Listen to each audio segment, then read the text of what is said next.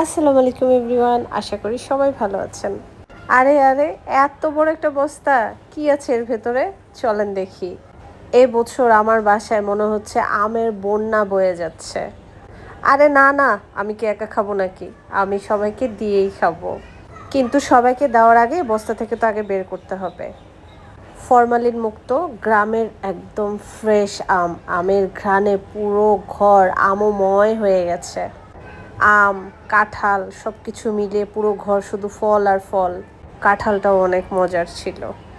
বস্তা ভরা আম, খাঁচি ভরা আম, ঝুড়ি ভরা আম, মানে প্রায় পাগল অবস্থা। নিজেও খাবো, সবাইকে দিব।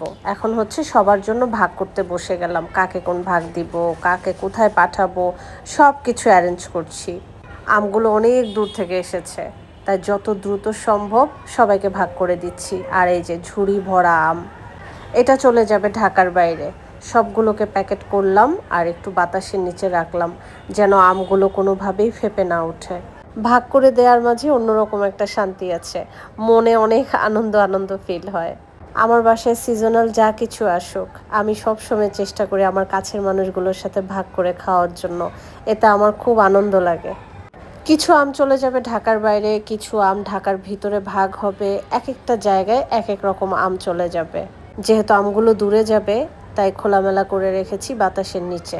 তারপর যখন ফাইনাল প্যাক করব, তখন পেপার মুড়িয়ে আরও ভালোভাবে প্যাক করে রাখবো।